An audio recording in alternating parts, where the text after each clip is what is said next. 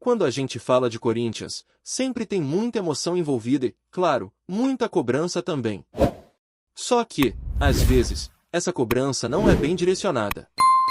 Muita gente olha para o Tuma e acha que ele tem o poder de resolver tudo, como se fosse o presidente do clube, mas a realidade é bem diferente. Ele é o presidente do Conselho Deliberativo, não é ele quem bate o martelo nas questões administrativas do dia a dia. Então não adianta pressionar achando que documentos ou respostas oficiais vão sair das mãos dele, porque simplesmente não é assim que funciona. Quem deveria se responsabilizar por isso é o presidente, que hoje é o Osmar, e mesmo ele muitas vezes não tem culpa de determinadas situações. É importante entender essa diferença de papéis dentro da estrutura do clube, porque se a gente não entende, a cobrança acaba virando uma repetição sem reflexão, e é isso que vemos muito hoje em dia. Muita gente só réplica aquilo que escuta por aí, sem se aprofundar no que de fato está acontecendo. Agora, se a gente olhar para o que realmente interessa, existe sim um ponto positivo no meio de tanta confusão: a reforma do Estatuto. Isso é algo que vem sendo discutido há bastante tempo, e finalmente parece que está caminhando. A comissão que foi montada para tratar desse tema deve entregar a proposta entre setembro e outubro, e a partir daí as chapas políticas terão acesso para analisar o que foi proposto. Depois dessa fase, em novembro, o Conselho vota e, caso seja aprovado, em dezembro os sócios têm a palavra final para ratificar. Então, nesse aspecto, dá para dizer que o Corinthians está avançando. E isso é importante, porque mexer no estatuto significa mexer nas bases do clube, na forma como ele é administrado, e se for feito com seriedade pode trazer benefícios lá na frente. Mas claro que nem tudo é simples. Um ponto que chama muito a atenção é a discussão sobre o tempo de mandato. Existe a ideia de aumentar para 4 anos, mas eu particularmente acho um erro. 2 anos é pouco, concordo, não dá tempo de estruturar uma gestão inteira. 3 anos me parece o equilíbrio, porque dá margem para trabalhar e ao mesmo tempo mantém um limite de segurança. Agora, 4 anos é arriscado demais. Imagina se cai nas mãos de alguém que não sabe o que está fazendo? O clube pode ficar atolado em dívidas e problemas durante muito tempo, sem ter uma saída rápida. É aquela história: quando uma gestão vai mal, a esperança do torcedor muitas vezes é contar os dias para o mandato acabar. Se a gente aumenta para 4 anos, esse alívio pode demorar demais para chegar. E para ilustrar isso, basta lembrar do caso do Augusto Melo. Ele só caiu porque houve denúncias pesadas, porque virou réu, porque foi indiciado. Se não fosse esse fator externo, dificilmente teria deixado o cargo. Mesmo com uma gestão considerada temerária, mesmo acumulando quase 1 bilhão em dívidas já no primeiro ano, ainda assim teria condições de se manter no poder se não tivesse sido atingido por algo fora do futebol. E isso mostra o quanto seria perigoso dar 4 anos de poder para alguém sem garantias de controle. Imagina se um presidente desses faz besteira atrás de besteira e não existe nenhum inquérito para pressionar sua saída? O torcedor teria que aguentar tudo calado durante quase metade de uma década. É esse o risco. E tem outro detalhe: muita gente subestima o quanto a paixão do torcedor pode ser manipulada com vitórias pontuais. Pega o exemplo de um título paulista no meio de uma administração ruim. Ganha o estadual, dá uma entrevista bem ensaiada, bota a culpa em gestões anteriores, e pronto. Uma boa parte da torcida compra a ideia e tudo segue como se estivesse bem. Isso aconteceu, acontece e pode continuar acontecendo. Então, insistir em 4 anos de mandato é simplesmente brincar com o perigo.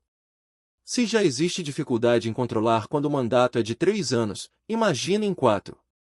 Por isso eu bato nessa tecla: o torcedor precisa ficar muito atento ao que está em jogo na reforma do Estatuto. Porque, se por um lado existem pontos positivos, como a atualização de regras e modernização da estrutura, por outro lado a extensão de mandato pode colocar o clube em risco. E não se enganem, sempre pode aparecer alguém pior. É ilusão pensar que o fundo do poço já chegou. O Corinthians já viu gestões muito complicadas, e nada impede que uma ainda pior surja no futuro. É aí que a vigilância da torcida faz a diferença.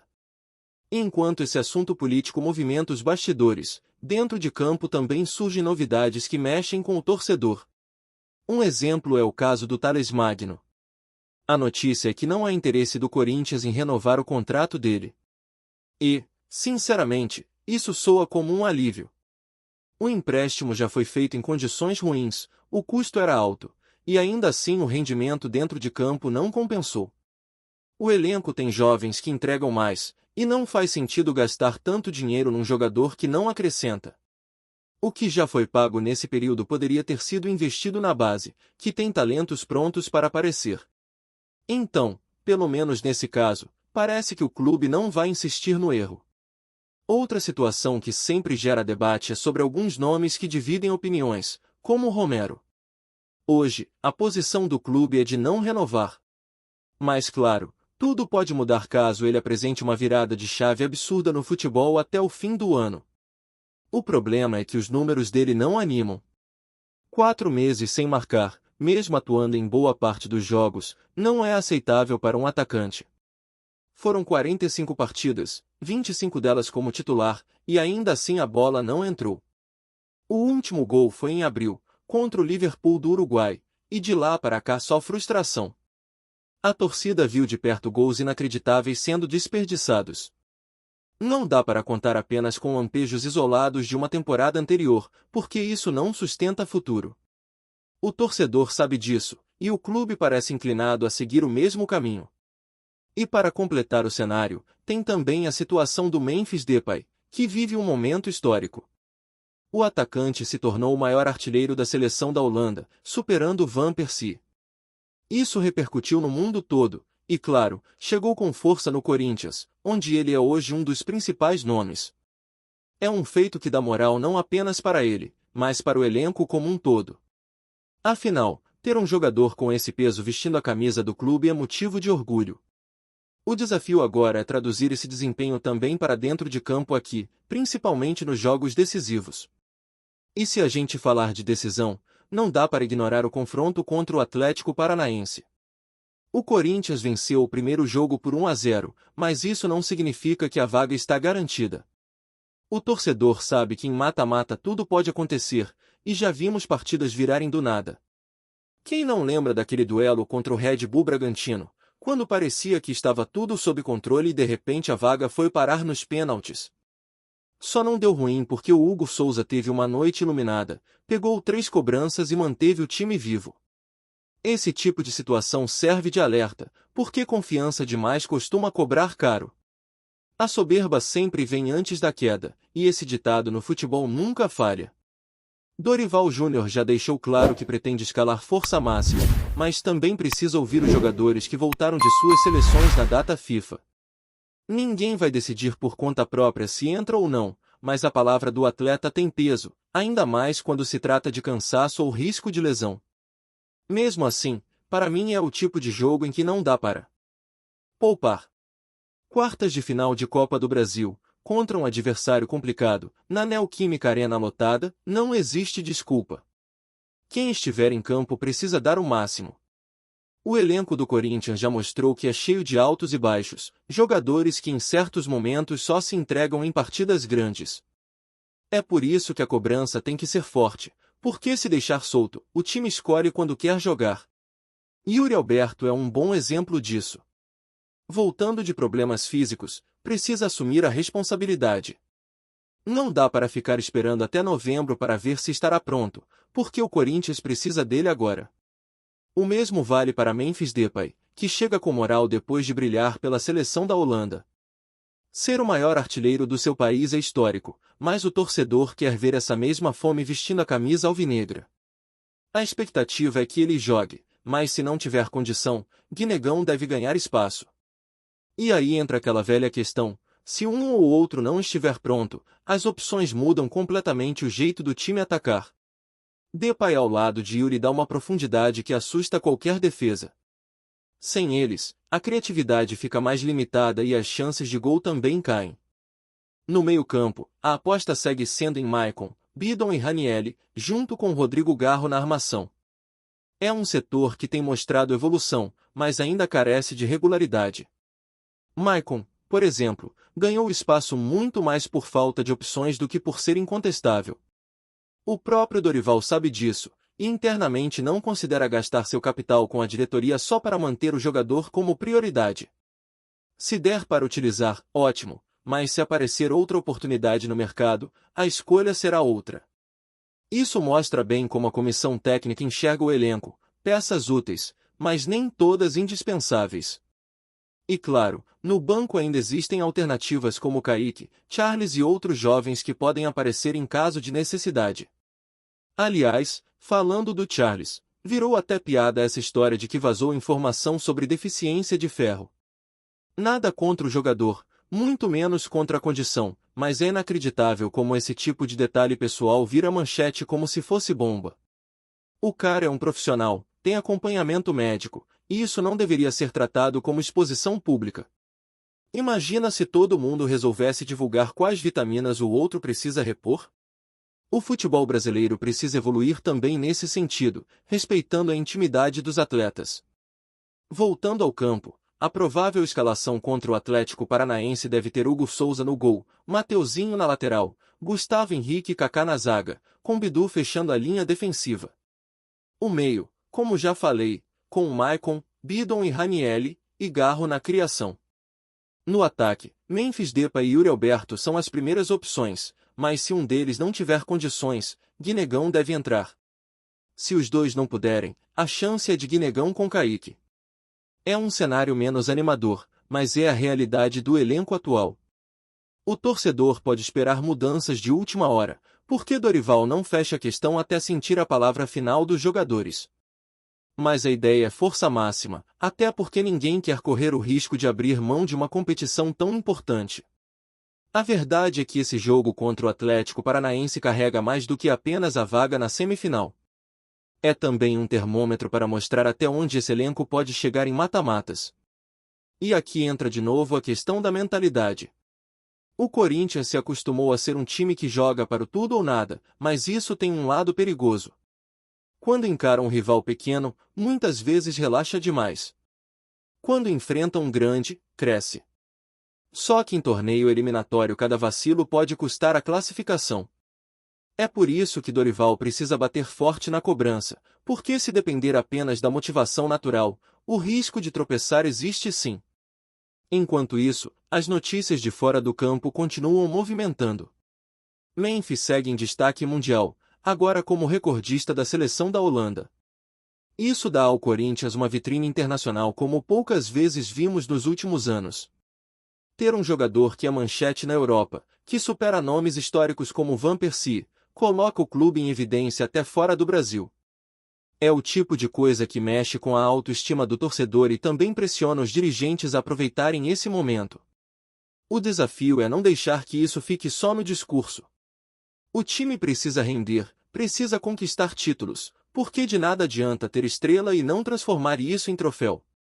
E por falar em estrelas, a situação de Romero é a mais clara possível. Hoje não há interesse em renovar. Mas o futebol é imprevisível, e já vimos reviravoltas acontecerem.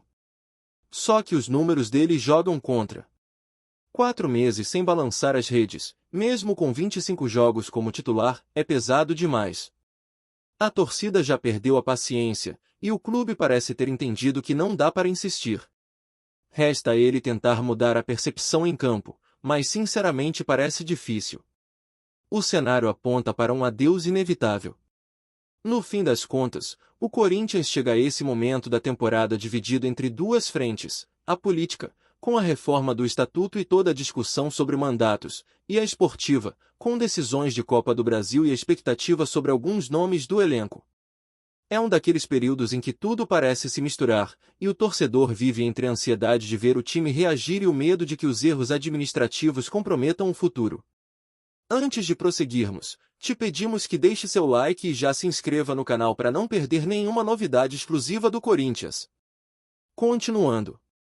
Burburinho no futebol brasileiro. Ronaldo Fenômeno voltou a agitar o mercado e, segundo rumores que circulam nos bastidores, fez uma proposta bilionária para assumir o controle do Corinthians. O ex-jogador, conhecido por suas ações ousadas fora dos campos, teria se reunido com representantes do clube paulista nos últimos dias, despertando tanto entusiasmo quanto ceticismo entre torcedores e especialistas. Fontes próximas ao fenômeno afirmam que a proposta não se limita a investimentos financeiros. A ideia seria transformar o Corinthians em um modelo de gestão inovador, atraindo patrocinadores de peso, reforços de impacto e uma política de marketing agressiva, capaz de colocar o clube no patamar dos gigantes europeus. O impacto dessa negociação é sentido não apenas dentro da diretoria alvinegra, mas também nas redes sociais, onde torcedores dividem opiniões entre entusiasmo e desconfiança. Para muitos, ver Ronaldo retornando ao futebol brasileiro em papel de protagonista é um sonho antigo que parece finalmente se concretizar. Alguns analistas, no entanto, questionam se uma entrada tão repentina e bilionária não pode gerar instabilidade administrativa, já que mudanças drásticas costumam ter efeitos colaterais. Ainda assim, o fato de Ronaldo prometer e cumprir, algo que ele já mostrou em sua carreira como jogador e empresário, faz com que a aposta ganhe força. Nos bastidores, comenta-se que a proposta inclui planos ousados para o estádio, formação de centros de treinamento de última geração e até iniciativas para revolucionar a base, garantindo talentos para as próximas décadas. O Corinthians, que atravessa momentos de altos e baixos dentro e fora de campo, vê nesta movimentação a chance de um renascimento. Rumores ainda sugerem que negociações paralelas com patrocinadores internacionais estão em andamento, o que poderia ampliar ainda mais o poderio financeiro do clube. Enquanto a diretoria do Corinthians mantém cautela em suas declarações públicas, a imprensa esportiva já se divide entre quem acredita no negócio e quem vê nisso apenas mais um boato do mercado. Uma coisa é certa, Ronaldo não é de prometer por prometer, e a possibilidade de um dos maiores nomes do futebol mundial assumir o destino de um dos clubes mais tradicionais do Brasil é, no mínimo, eletrizante. Se a proposta se concretizar, o Corinthians pode estar diante de um capítulo histórico, onde a ousadia de uma lenda do esporte se mistura à paixão de milhões de torcedores. A bola agora está no campo da diretoria, mas o burburinho já deixou claro que o fenômeno veio para causar impacto. Apresentamos as últimas notícias do Corinthians diariamente. Inscreva-se no nosso canal e deixe o seu like para continuar recebendo informações exclusivas.